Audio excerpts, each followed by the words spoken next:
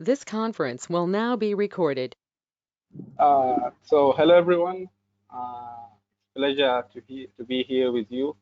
Thank you for attending Khartoum SWUG meeting and this meeting 3, which is designed for additive manufacturing with SolidWorks. And our agenda, we will be principle of design for additive manufacturing, those does and don'ts in the process, how to optimize for the additive manufacturing and process involved, and tips and tricks for function. The presenter will be Mr. Michael. Michael is a CSW mechanical designer and simulation, and he have an internship in creative and he has SolidWorks champion and also the group leader. So please go ahead. So, yes, mine is short.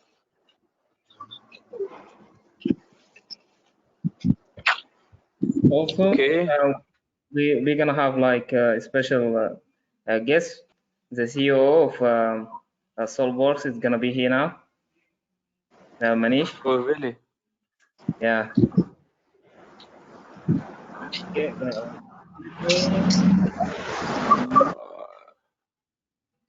Okay. So is Manish really here now? Yeah, he's gonna be attending our meetings. Okay. Okay, cool. So could you guys try to monitor if everything is working and if all the mics are muted? And I'll just try to share my screen. Cool. Is my screen visible? Yes, it's visible. Okay. First of all, thank you, Mohammed. Thank you for giving me this opportunity. I really appreciate your work in the community, the things you have been doing to grow the community together. It's really appreciable, man. Thank you for giving me this opportunity today as well. Begin with, design for additive manufacturing, it has been always a topic of discussion, and additive manufacturing or 3D printing in general is a topic which comes into picture, and wherein most of the companies try to jump from the traditional design methodologies and try to look over additive manufacturing as a next cornerstone for the industrial evolution. We could see that most of the industries out there are now focusing on the industry 4.0 nuances, and additive manufacturing pay a cornerstone for this.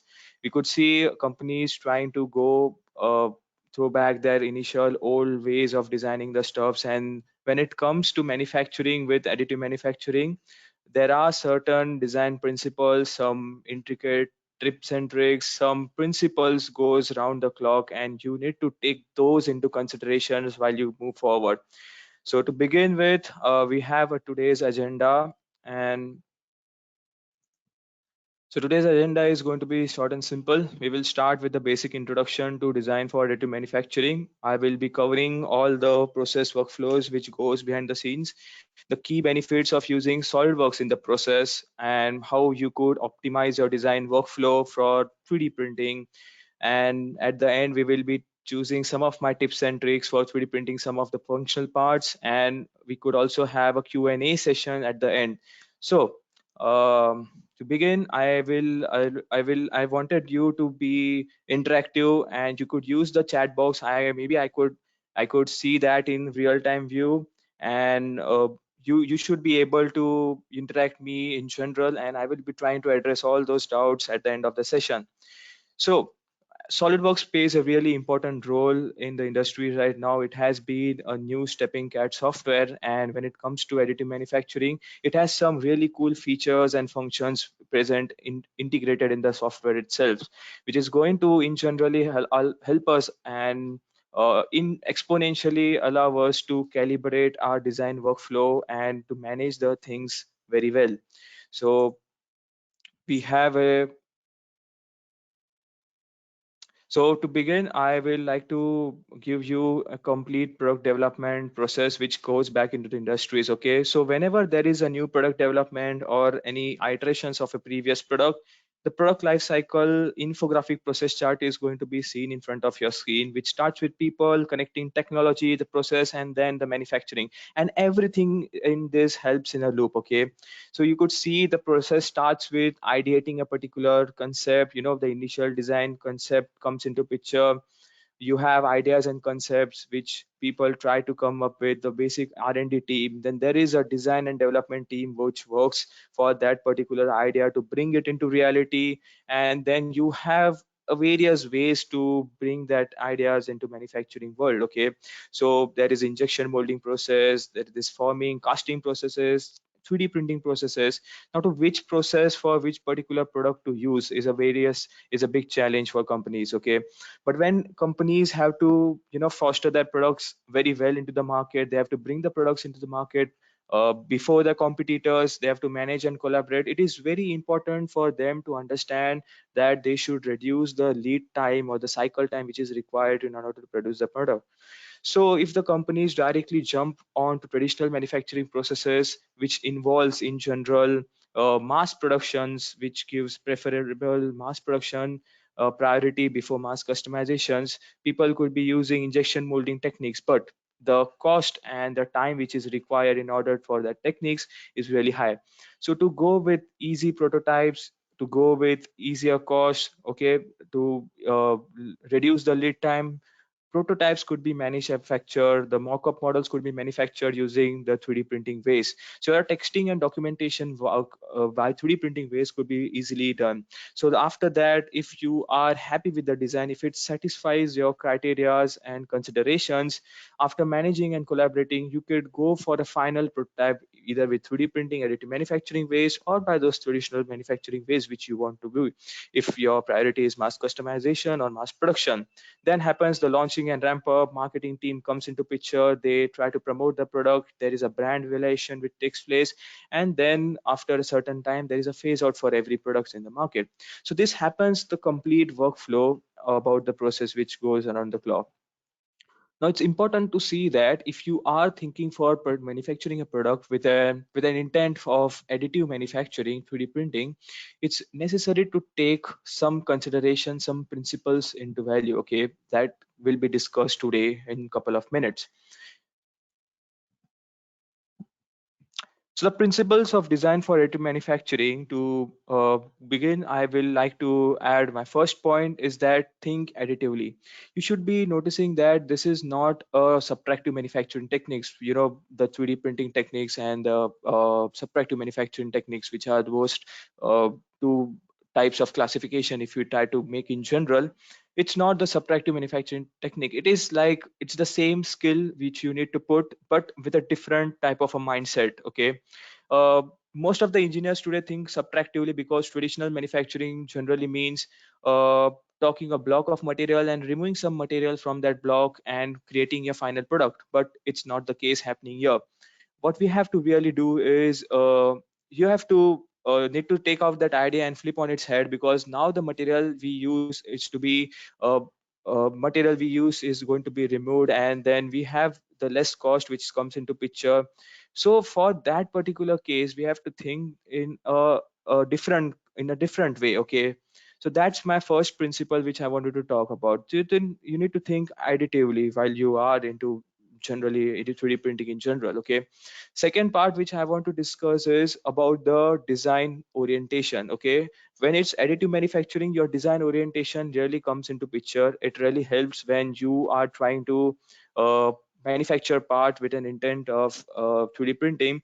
Your orientation plays a really important role in that. Okay, so for an instance, if I am showcasing a diagram in the right hand side, let's take an example for the time being of the FDM build processes. Okay, before we start, it is intended that I will be using certain terms which will be evolving from the actual practical 3D printing industries, and it is expected that you guys know the basics of 3D printing and additive manufacturing beforehand. Okay, so maybe some terms which we will be using in couple of minutes could be about the industries, what are the practices which goes in the industries. So that's need to be a prerequisite criteria.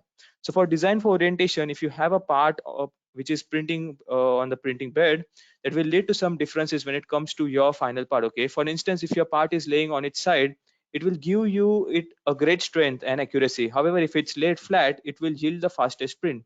And if you print it standing up, it will have the best appearance, but will be the weakest part.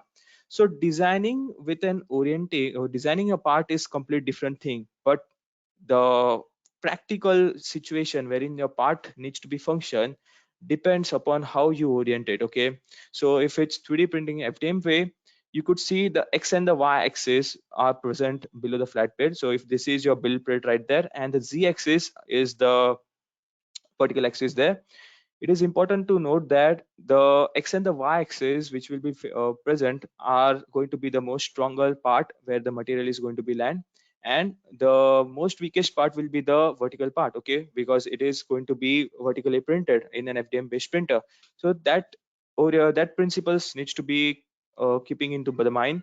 Second is the contour design. Now what is contour design? Contour design means that certain parts can be printed with just 1 or 2 extrusion lines. With those extrusion lines, you can create some really lightweight but strong parts, such as for example wing features. Okay, now when it comes to segment and bonded parts, I mean to say that if you have a situation wherein you have a pretty good a large amount of part that needs to be 3D printed, and if it doesn't fit on your print bed, okay, the part is going to go outside your print envelope.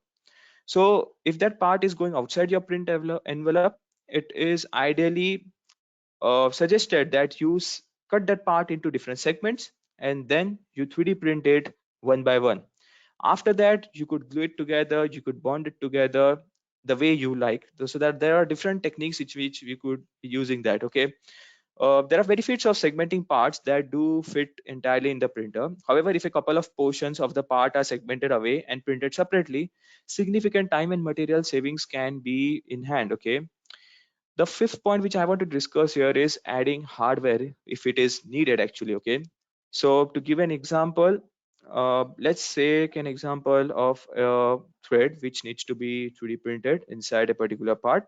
If your model, okay, as a designer, if you try to consider modeling that particular thread inside your design and then printing it, okay, by 3D printing ways, it would certainly not be a good idea to go with. Okay, now why I'm telling is that because 3D printing threads is going to be making sure that your part is going to be land eventually into trouble after a couple of let's say months, because it is going to be a weaker part in that section. Okay, the threads are going to be weaker because eventually what happens is you are dropping material out, that you're not removing a material just like the subtractive manufacturing techniques. Okay, so instead of that, going for that, what I suggest is to go and fix and insert there. Okay, so if you have any sort of, if you're trying to do threading, basically I personally recommend not 3D printing them because there are better ways to go about it. One of the ways is to go and go get a heated insert or maybe a helix coil so that you can have metal threads in your 3D printed parts, and it will be great for long time use. Okay, if you are using functional parts, it's always advisable to go with metal threads and fixing an insert like this, because if you 3D print it, it's going to wear and tear for a couple of years. So that's about adding hardware in your particular model. It said that even if you try to make and simplify things, there is always ways in which you could make things complicated. Okay, the less material we have, the better for additive manufacturing. Okay, now, what it goes without saying is if you try to orient the part in a way that it's supposed to be ideal, you can minimize the type of complications which will be involved in the 3D printing process. Let's say if there is a material drop, let's say if there is a warping which takes place, that needs to be taken into consideration. Optimizing a design is something that you should be able to optimize for the best possible layer height, for the best possible design, which will be having an ideal layer height. So if you want a part which is just for a mock-up or a representation purpose, which doesn't have that much to go with the surface quality, you could try to manipulate the layer height, which is indirectly going to decrease the print time. which is going to reduce the cost of printing, and also maybe try to make sure that the process goes well. Okay, if you are into mass manufacturing, you could bring a lot of prototypes into picture if if the surface finish is not of that concern. So optimizing the design based upon your intent of manufacturing should be a very vital way of considering, and is one of the most important principle of design for it manufacturing. Okay, moving to the next slides, what we have now is the traditional workflows which goes into the industries. Okay, so if you take into consideration pretty much any 3D printing industries, what is happening is there is a design engineer involved, there is a CAD modeler, maybe an application engineer who is going to design a model for you, and then that's the first basic step which happens. Okay, the 3D printings process, you have the CAD modelers who has the design ready with him. What it does is he saves a file in a file format which the 3D printer is going to accept. Okay, now, before the 3D printer accepts this format, not all softwares are able to convert that file into a format. So there is indirectly, you could say, involvement of a third party application. Okay, let's say a slicer software. Okay, so a slicer softwares come into picture, and what it does is it's going to try to make sure that that file, okay, from the CAD software which comes, is going to be saved and it's going to be read by the 3D printer. So what happens is, if you are working on SolidWorks, the .sldprt is going to be your part file, let's say. So you will save that part file into a generalized or a neutral file format, which is .stl file. So there are different types of generalized neutral formats, right? Like .3amf, .edit manufacturing file, .stl file, that is the standard triangulation language. Variety of file formats are available. You could also see .obj, which is also extensively used in industries. So these varieties of file format are then being accepted into different third-party software like a slicing software, which then slices it, okay, and then it converts that STL file to another generalized file format which your 3D printer machine could accept by generating a toolpath, just as your CNC machines generate the G codes. It is going to be .g code file format. Now your machine is capable of interpreting or reading this .g code file format, and it's going to accept that format and going to 3D print the object. So you could see the entire workflow. It is a lot of hustle which is still going into the industries, but what advanced CAD softwares bring is you could completely eliminate this entire type of workflow and try to make sure that your process could be easily done. Okay, so what softwares like SolidWorks, which are into market, does is you entirely create a CAD file in a system, and that it is directly been exported to a machine, a 3D printer, which is capable of reading the same file format and trying to print it in the real-time view. So this completely eliminates the entire hustle which I explained just before. And this is really a new process in which you could, save a lot of your time and design hustles to create a part which could be, easily been created, or which might be a really hustle to work upon by the traditional processes. So these are the key advantages of using SolidWorks. If I go, there is an entire list, can't be explained into a couple of slides for using SolidWorks into additive manufacturing. But just the favorite ones which I might like to add is what SolidWorks really help us in doing. Okay, so it enables CAD and 3D printing designing in parallel. Okay, so as we saw, you design a part, you directly shift it towards the 3D printing machine, and you print it in real-time view. So designing in CAD and then 3D printing it goes in parallel way. Okay, it is in the same time, not in succession. Okay, so that's a really great advantage for industries who have to constantly work upon new product developments. And whenever there is new product development, design iterations are inevitable. So you have to completely go towards cycle of products, cycle of iterations comes into NPTs, and you have to reduce the need of this entire workflow. So that's where SolidWorks comes into benefits. So it reduces the .stl file formats, that reduces the hustle. Do you know, even if you try to make sure you are following the traditional ways, there are a lot of there are disadvantages which happens. Okay, there might be any issues in converting the files, and that issues may translate into your print. Errors are bound to take place, but this process is going to just eliminate all of this. So easier workflow and file management takes place if you agree with that. Okay, so there is no third party STL file software being involved. So again, there is a transparency. You could trust the software which you are working with, which you have been working since years. And since you are eliminating the need of another software, your workflow is going to be balanced, and it's going to be scalable, right? Now, what are ideal scaling models? Okay, I will explain this with the practical demos. Okay, and all these three features I will be functioning with a practical demo. So let's shoot. I hope my screen is visible to you. Okay, so let me just open a particular part.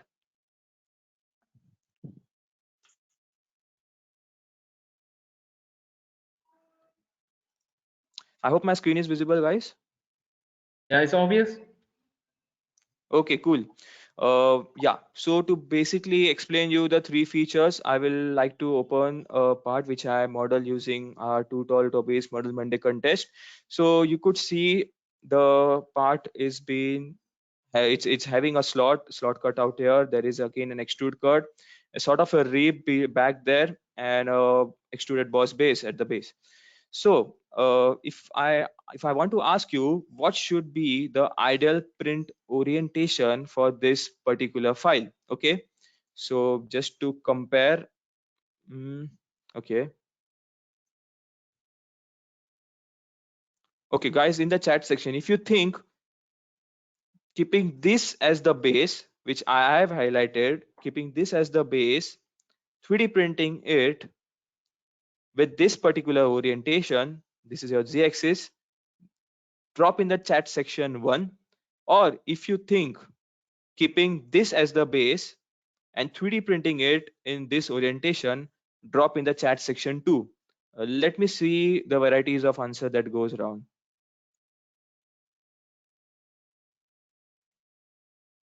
Okay, so Ninad is saying first way is the orientation. Cool.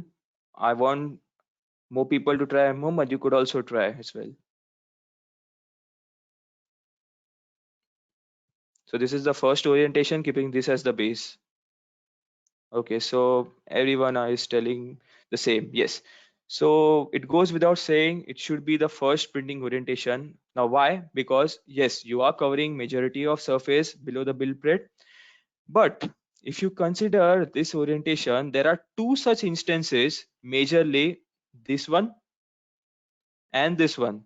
So there are two such like instances wherein there are cutouts and which will demand some support materials for printing. Now, whenever there are support materials being added into your print, keep this in picture that your process is going to increase time. Okay, the time for the process to print is going to increase. So it is going to also increase the cost considerably, and it is also exponentially increase the printing lead time, right? Now, if time is increasing, the cost is increasing. Obviously, to remove the supports, there has to be additional efforts required. So your post-processing is also increasing in general. So my view picture to trying to show you this design was the way you orient the part is going to determine the manufacturability by 3D printing ways. Okay, that's the main I like an idea for depicting you this particular design. So if you try to orient the design in a very suitable way, in an ideal way, your optimized design could be 3D printed in a much better way. So if I try to explain you the last three features, I would like to showcase you the benefits of SolidWorks and those integrated features with the help of a option which is present inside SolidWorks itself. It is nothing but Print 3D. So what you could be doing here is you could search in the search box up there, the SolidWorks for Print 3D. So what I will do here is I will go hit search there. So here you could get the option Print 3D, or you can also go click on File. You can get an option right there as well, Print 3D. So now what happens is SolidWorks is having, just as I explained you, that's a completely integrated platform. So there is no a requirement of any third-party application being involved. and that's the way it is going to reduce the hustle. So what it demands now for me is to make sure you try to create your own build envelope. Okay, so if you have your printer which has been listed into SolidWorks printers directory, you could select the type of printer which you have. So let's say if you have an Ultimakers printer, you could select the type of model which you have. But if you don't have a type of printer which SolidWorks directory is particularly storing, you can go select the custom printer and you could enter your dimensions yourself. But before that, the software wants me to select ideal print orientation. That is why I asked you the first question: what should be the ideal print orientation for the print? So as most of you guys said, the first one, which is indeed correct, first one is supposed to be the ideal print orientation. So if I click on the face which the orientation base was meant to be decided, it automatically creates a sort of build envelope, and this is what you call it as your build volume. So you can 3D print part inside this vicinity anywhere given your printer's dimension and its boundary conditions. Okay, so let's say if I want to design a part which is bigger than this, I will try to change my printer's bed size, and that could be easily been achieved. So this plate which you can see down here is your build tray, or you could also call it as build plate, where the model is currently resting down. Now I will try to serve few more options. So we could also try to offset the model with respect to this particular geometry. And for my case right now, I just want to print it on that particular face, keeping that as the base. So I could easily try to change the orientation of the model as per my need. So let's say if I were to rotate it to, let's say, 50 degrees, I just clicked 50, and that comes really handy out there. If I want to change the dimension, I could also try to change the dimension about the, let's say if I want to shift it to, let's say, 50 millimeter to the right, I could also shift that. Look, that's happening. Now if I want to myself basically try to figure out the best possible orientation for this, if you are freshers, if you are newbies into the 3D printing and you really want to know about how the best possible orientation would might happen, you could simply click orient to fit. So the model will try to orient it in such a way that it's the best possible file part orientation which is possible, okay, which is active for your 3D printing with these dimensions, provided that dimensions. So that's a wonderful option being available. That's the reason why I trust SolidWorks so much when it comes to additive manufacturing, at least. Okay, now that if I have again a small design recommendation, if a design engineer goes to a product manager and he says, no, that I have some revisions, I have to scale down or scale up the model. Using a negative sign, you could scale down. Using a positive scale, you could scale up. So let's take a scale of 4, and I hit enter. So you could see that the model is showing some instances of red colors. Okay, so these are those instances where the model has went outside the build plate, and there could be a practical error while printing this thing, or the printer's file, the file could not be get sliced down. Okay, so it is also recommended me to go and get a scaling factor of 1.88, say, and SolidWorks software is recommending me to use this maximum scale factor to orient that part inside that build envelope. Again, a new feature there, scale to fit. Now, if I hit on scale to fit, you could see if dimensions are not a constraint for your model could be easily being scaled to just perfectly match your printer's dimension. Okay, it has perfectly matched the x and y axis dimensions, and it has just fitted appropriately on that build tray. So that's again a cool feature out there. Again, a couple of more features. So if you want the print quality, and when I say print quality or the job quality, which in terms of the say, let's say I am talking in terms of the layer height, they are given 3 options. I will be choosing medium. So high quality is going to be reducing your layer height, and that's also going to increase your, let's say, a print time, and it's going to depending upon your need, the way you want to print. So for the time being, I'm going with the medium type of print quality. infill percentage as again. So I said to optimize your design for the very best part and for the very best case you can. The infill percentage is going to determine how much infill is going to store in that part. So let's say for an instance, an infill of 100%, an infill of 100% is going to completely cover the part, and it's going to be a true solid model. Okay, let's say an infill of 10%. If I select an infill of 10%, so it's going to be having 90% of void space, or not void space, the empty space really, and 10% will be covered with material. Okay, so that in terms what infill means. So if I try to go with 10% infill, which in general I recommend you, if you want to just make parts for prototypes and it's not for functionality testing. If you have parts which are for functionality testing, you could go up to 60 to 80%. Remember, if you use any 3D printing material, it has enough strength to withstand external loads being applied, okay, for any forces or loads being applied. So your infill, you don't unnecessarily try to waste material in infill. Highly recommended it anytime.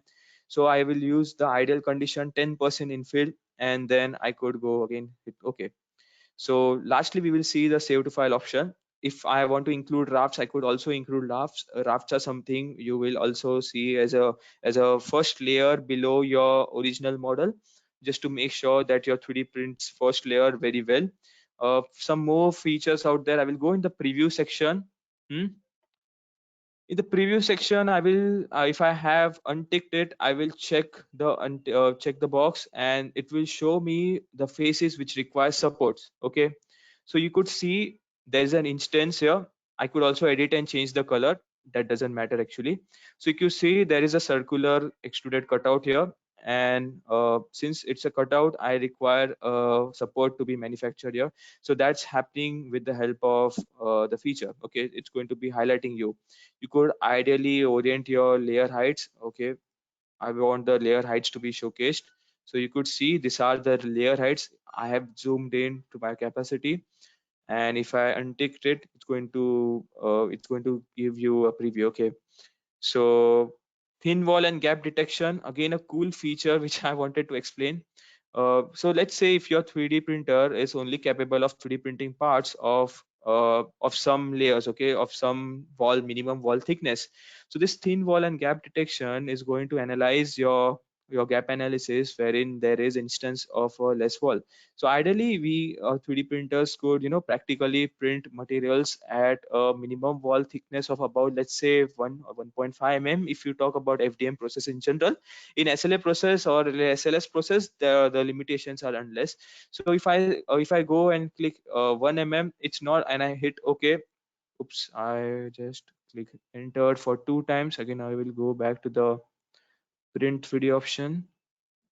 Okay, so if I click on, let's say that I want a 1 mm wall thickness, it doesn't showcase me any. Okay, it really doesn't showcase me any, because there is given the units millimeter gram seconds, there is no instance where you could see there is a minimum wall of 1 mm. But if I try to orient it 115 and try to calculate, you know it's showing me, the green wall, it is showing me an area instances wherein 15 mm is obviously a large amount for this particular model if it was designed. So it is showing me instances where your angle is more than 178 degree, and that it requires an attention to be given. So this is what you could do using the thickness gap analysis. And if I click OK, it is going to save that file into the printer and send it for manufacturing. The next way, just to showcase you, is the traditional way which we have been following. You could go to File, Save As option, and when it go to Save As option, one thing which I wanted you guys to notice is when you try to save an STL, there is a particular way in which you should go. Okay, so File, I am going hitting Save As. Okay, so it's bringing me, it's redirecting me to a file to save that option. I'm selecting STL file. There is a option, you should click on the options icon there. What denotes is when you try to save STL, you should define what quality of STL you are trying to save, because STL is nothing but a standard triangulation language. It is having multiple triplets, and these triplets form to form a facet, and this complete mesh of facets is forming your complete model. So if you try to see, if I go to coarse mesh, it is going to, look, it is going to convert that complete circular, sharp circular and crisp circular, instance into a sort of hexagonal like structures. You could see the sides. So it is of a low quality print. Okay, so that's again a checkbox there. It's given the type of output type you want, you should be able to select the fine, which is going to give you a really good type of a quality in terms of circular edges. So that is what I wanted to explain. So I would redirect it to a folder. I will click OK, and this should save it into an STL file. The moment you save it into an STL file, I will hit again yes. It is going to depict your part which will be saved into an STL. So this was about showcasing you the print 3D features which happens in SolidWorks. Moving to the next part is optimizing the design workflow. So it is extremely important to avoid support materials wherever you want, okay, wherever it's possible. So depict this. If you consider this small CAD file, okay, a simple model, if I try to orient by keeping this particular base as the flat surface, on the flat surface as the base, is going to take, let's say, 38 minutes given the ideal conditions. If I'm having the printing speed of, let's say, 100 millimeter per second, an extrusion speed, and a layer height of about 0.28, so if it's taking 38 minutes, if you try to orient it with a not so ideal condition, it is going to take 1.3 hours. And you could see there is an increase in the time, and this increase is not incremental, it's an exponential increase. Okay, from 38 minutes to 1 hour, it's approximately 2 hours of time. So to orient a part, it is absolutely important, and to avoid supports wherever you can. Supports increase the print time, support decrease the quality of prints, it can increase the, again, post processing way, a lot of hustle. So it's very important to avoid it as much as you can. Print supports with less infill density. Even if there are certain cases where you could not actually avoid supports, try to print it with less infill density anyways, which you have to remove it. If you have a dual extruder, your dual extruder material should be something which should be, a PVA material, which is a water soluble material. It could be easily been soaked inside the water, forget it for a few hours, and when you come back, it has the supports are vanished. So that's again a good way. Topology optimization comes hand in hand when it is additive manufacturing, where, let's say, if you have an iterated design part, the initial design could be again been optimized. Again, SolidWorks simulation has a very wonderful features for topology optimization as well. So you will be able to find a good design with a topology optimized designs, and it lands hand in hand with 3D printing. Ideal print orientation, I explained you how what are the benefits of printing it ideally. Okay, optimum infill. So as explained, 10% infill is really it's going to match your particular intended design and the manufacturing criteria. Only if it's a functional part, it requires external boundary conditions and loads, you could try to go ahead, increase the infill density, which in terms cost you for increasing the time and material as well. Going to the next tips and tricks. Okay, these are something I have like mentioned on my own.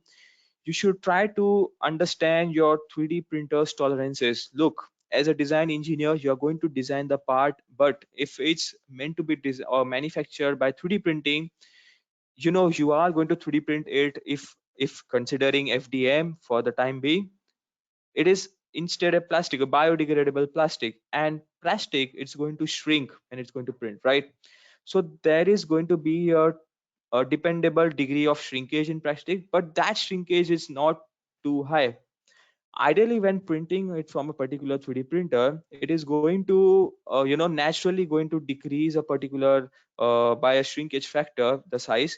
So if you say there is a hole and shaft alignment, you should try to make sure the size of the hole is considerably high, keeping your tolerances in your printer. But if you want to design it and manufacture it for a, let's say, a tight fit, then with that intent you could design it, but it completely varies. Secondly is to avoid sharp edges. Again, this is something I want to depict on my own. From my practical experience, what happens is when you try to use sharp edges into your design, what happens is when the 3D printers, basically from an FDM based technology, it is going to print it, okay, let's say vertically. When it comes to sharp edges and when it goes to 4th or 5th layer, the design which is been present, the part which is present in the bed, it starts to warp out. Okay, that's happening. So instead, if you keep curves, it's not going to also increase the aesthetic consideration of the design, but it is also allowing you to reduce the chances of warping. Okay, try as much as you can to eliminate the overhangs with the help of this image out there. Okay, if this was a design which was need to be considered print, okay, for the first time, if the design engineer designs it for a part to be oriented here, and let's say if this acts as a support for that part, okay, ideally if this support is sufficient up to here, you could considerably avoid this overhang which is really not needed in the case. So I didn't like the large overhang support which was required. So in the second iterated design, or first, or maybe the first redesigned prototype, I just completely eliminated the overhang. Overhang is going to again add support, and I really don't like supports in 3D printing. Secondly, don't try to print an entire model just to check a small feature. Okay, so for an example, there are some locking tabs which the designer have to check. So this locking tabs could be eventually checked if they are working, how the the strength of those locking tabs are, by at least printing some initial 50 or 100 layers up to here.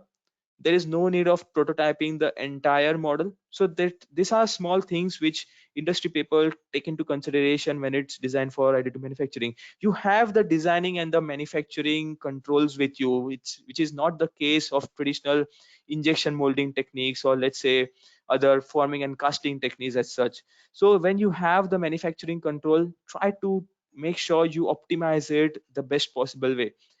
Thirdly, try to bridge your support areas. Okay, so again, try to explain this. Let me give you a small demo.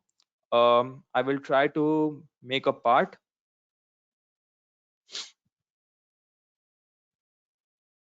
Okay, so let's see if I am making let's say a center rectangle. Okay,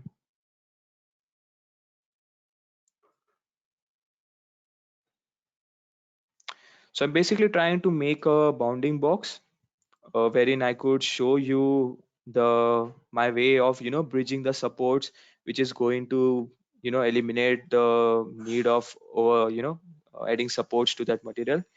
I will try to add a shell of, let's say, 2 mm. Let's see how it goes. I will check the preview. I think it would work. Okay. So if I have created a bounding box of, let's say, a minimum wall thickness of 2 mm, could find a plane right there. And let's say if I am 3D printing a feature there. So let's say,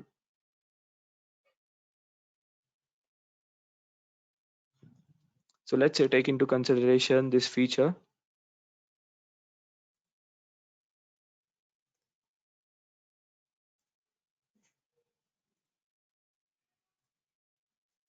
I really don't know why my computer is lagging right now. Maybe just too many tabs open. Okay, so maybe 40. Okay, so yeah, so this is what I wanted to explain you. To explain more, let's take a section view. Okay, now to basically 3D print this bounding box, I have a feature. It's an extruded semicircle, and to print it, ideal condition is like keeping the base as this position as the base. Now, when it goes to 3D print here, there is a overhang of about 90 degrees, completely perpendicular to the face. It's 100% going to require, 100% going to require supports. So how could we eliminate that? There's a simple tips and tricks which will be involved. What I will try to do now is, I will try to make sure that I could breach that support a way I can. So let's take a bird's eye view here, sketch.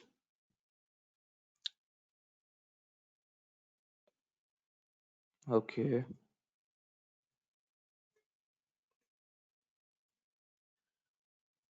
Okay, So what I've done here is I have tried to, sketch a particular triangle, and I don't think here there is a line.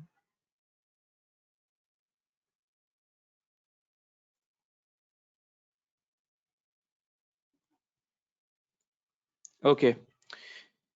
So, in 3D printing, you have learned that what happens is your ideal print orientation for supports should be in between 45 to 55 degree. So most of the 3D printers which are available in the market are going to 3D print your models with that, considering that support angle. So an angle of about, let's say, 45 to 55 degrees is an ideal angle. So what I will do here is I will try to make sure that the angle with the normal lands up to be, let's take it for the time being 45 degrees. Okay, cool. Hmm, I really don't know why my screen is lagging.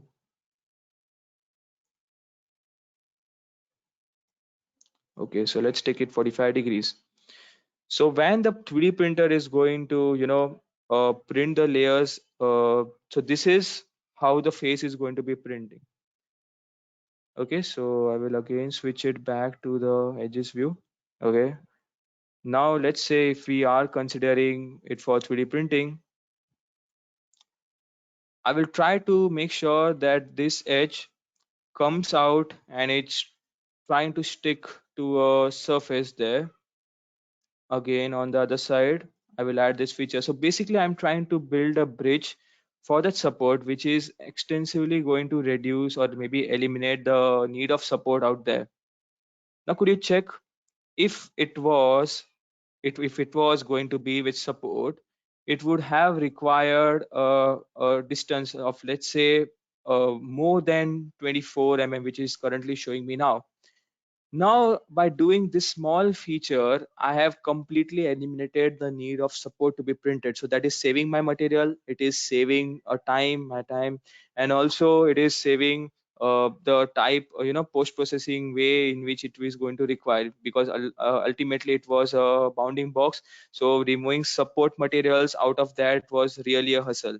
So by small features like this, it is going to eliminate the need of supports. And to be honest, really, it isn't even possible to locate it from a bird's eye view, so you could not even see what's happening inside, how you have ideally printed it. Okay, so that's the main reason I have included that point. So you could bridge supports by that technique, which I have been following since couple of months now, and pretty much it goes really well. So this was all about tips and tricks, the principles which was involved. I do really hope you like the session, and if you have to contact me, you could use my email ID. I have dropped it in the screen. You could try to reach out to me on LinkedIn or maybe um, on Twitter as well. I also am a SolidWorks user group leader, and I also try to post my recordings, in a YouTube channel named Thane SWUG in Mitch. So you could, watch them out if in case if you miss any. So this was all from my side. If you have any questions, anything to ask, any suggestions, you could use the chat box. You could drop your suggestions, any questions if you have any. Thank you, Mr. Nikhil, for your presentation. It's very clear and detailed, and it's very helpful, actually. Before we Okay. start the question, I want Okay. to say greetings to Mr. Manish, the new CEO of SolidWorks. So welcome, Mr. Manish. Greetings, everyone.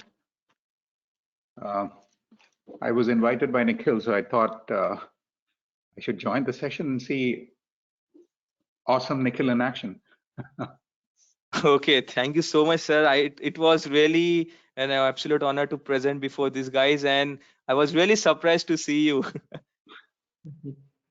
The platform is being upgraded today, so I was testing it. So I said, let me do two things at once. Okay, great, great. Thank you so much, sir. Thank you for your presence. It's really appreciable. It's really an honor to present before you, unknowingly at least. Mohammed did give me an intimation that you might arrive, but I was in my complete flow. just to get these things, and I was involved in the presentation. It is really awesome to connect to everyone. I mean, I'm here. If anyone has any question for me, I'm happy to answer. We still have 15 folks online. Yeah. Actually, my pleasure to be here with us. And my question is, what's your vision to the SolidWorks in your role as a CEO, as a new CEO? What's the new vision of SolidWorks? SolidWorks, if you go in past, our motto was to put 3D on every user's desktop. Because before SolidWorks became SolidWorks, it was all, I would say, big companies which were trying to sell hardware and software at the same time at an exorbitant price. And we tried to put SolidWorks on Windows to make it accessible to everyone. And I would say to a large extent, we have achieved that. Now, the next revolution is going to be that how do you use this virtual world that we create? It's in a way, we are trying to imagine things. We are trying to create things even before they exist. So how do we create this virtual world in order to give more power to the real world? And we do it, in fact, SolidWorks community does it day in, day out. Even if you think of all possible, for example, one example I'll give you is, if you remember a few years back, there was an accident in Chile where some miners were trapped inside a mine for, I think, months. And ultimately, there was a company which came to their rescue. So they built drill bits with which they were able to drill, and they were able to rescue all the miners. Imagine or guess which software they used in order to design that drill. So we affect people, or we as in community, SolidWorks community, we do amazing things without even realizing. Now the future is that how do we extend it beyond where we are? Because now the data is ubiquitous. You know that there are certain limitations. We used to keep on increasing our capabilities by when CPUs increase their performance. That is not happening anymore. So how do we make sure that we give you the same kind of exponential growth of capabilities without your hardware increasing at that speed? How do we secure your data? Cloud is a reality. No one can avoid cloud. I mean, all of us use cloud day in, day out, whether it is to save our photos, whether it is to save our data. So cloud is a reality. It's given at this point. How do you secure your data? How do you manage things? And so how do you collaborate? You cannot just design in a silo anymore. So these are the challenges for SolidWorks, and that's our future, that we will provide a very seamless, easy to use environment in order to do all this. Great, absolutely great. Even I do believe the future of design is collaboration, and when the CAD is on cloud, is going to exponentially increase the efficiency, is going to change the way design engineers thinks about their jobs. It's going to drastically change the human innovations. Definitely, it will democratize CAD. So far we have been able to bring CAD to every mechanical engineer's desktop. If I may, I would say our next goal is to bring it to everyone's desktop, or everyone's even mobile phone, I would say. We recently launched an application, 3D by Me. You can just go to solidworks.com/3dbyme. Anyone can use it from anywhere in the world. You can start to design without any training, without even needing a laptop for that matter. So any smart device you'll be able to create 3D models. That's cool. That's our goal. Yeah. Anyways, thank you so much, sir. It's really a pleasure to present before you unexpectedly. Thank you for My being pleasure, Nikhil. It was thank you for nice joining us meeting. today, sir. Yeah. Thank you, This is everyone. going Thank you, to be a Mohammed, day for I'm never this is going to be a day I'm never gonna forget in my life now. Oh, actually, Thank you so much. I'll take a screenshot to keep in memory Keep for these the. memories. Great, great. Thank you, Definitely. Mohammed. Yeah, Thank you, yeah. Mohammed. Thank you so much. Thanks, everyone. It was nice meeting you all. Thank you, sir. Thank Thank you. Bye. Yeah. yeah. See you soon. So, thank you, Mohammed. With your presentations, shall we end the session? I don't think we have any doubts. Thank you, one and all. Yeah, Thank you, Siddhan. yeah. Your Thank you, presentation is very Pawan. clear. Yeah. Yeah, I hope you like the presentation, guys. yeah, Just yeah. Yes. last moment.